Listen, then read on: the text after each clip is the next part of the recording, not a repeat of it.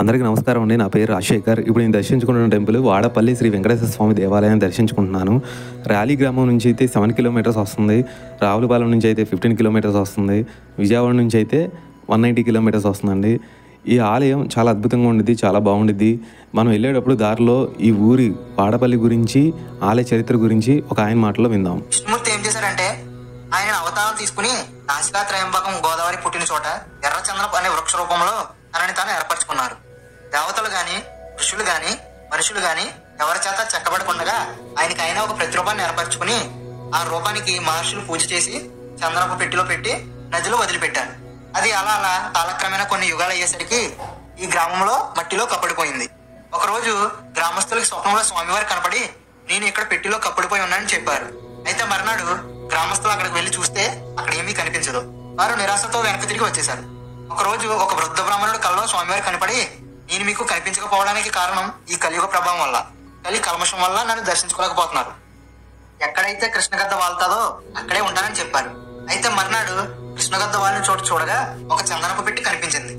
ఆ పెట్టి తెరవగా శంఖ చక్ర గదలతో వెంకటేశ్వర స్వామి లక్ష్మీదేవితో పాటు దర్శనమిచ్చారు.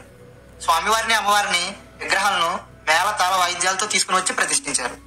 అయితే పూర్వం ఈ ఆలయం, ఈ గ్రామం అనేది ఇంకా కిందకు ఉండేది. ప్రతి సంవత్సరం గోదావరి వస్తే ఈ ఆలయంతో పాటు గ్రామం కూడా మునిగిపోయేది. ఈ ఆలయాన్ని నిర్మించిన వారు వినపోతు గజేంద్రుడు. ఈయన ఒక వ్యాపారి. ఈయన వ్యాపారి నిమిత్తం ఇటువైపు వస్తుండగా పెద్ద గాలివాన వస్తే తన నౌకలన్నీ తలొక చోటకి చల్లా చెదరైపోతాయి.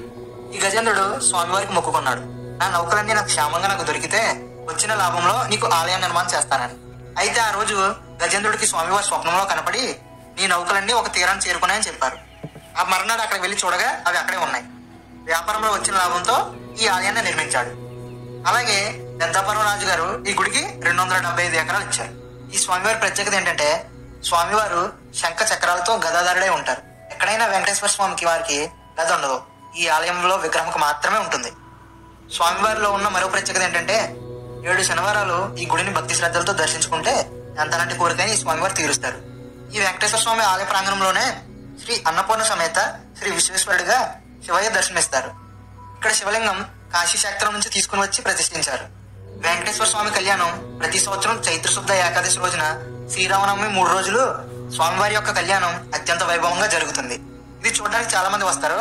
వాటిలో భాగంగా జరిగే రథోత్సవం అంగరంగ వైభవంగా జరుగుతుంది. శ్రావణ శుద్ధ దశమి నుంచి 3 రోజుల పాటు పవిత్రోత్సవం, బ్రహ్మోత్సవం విశేషంగా జరుగుతాయి.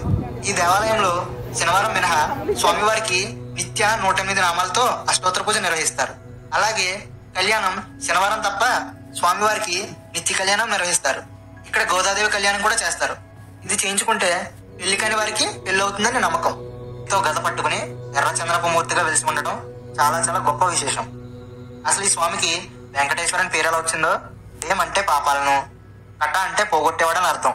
అలా వెంకటేశ్వర స్వామికి నారదుడు నామకరణం చేశారు. విన్నారు కదండి ఈ ఆలయం చరిత్ర గురించి. ఈ పక్కనే మీకు ఆత్రేయపురంలో పూతరేకులు అన్నీ షాపింగ్ చేసుకోవచ్చు. నెక్స్ట్ నేను ఒరిస్సా వెళ్తున్నాను, అక్కడ ఉన్న టెంపుల్స్ అన్నీ నేను వీడియో నెక్స్ట్ అప్లోడ్ చేస్తున్నాను. థ్యాంక్ యూ అండి, బై.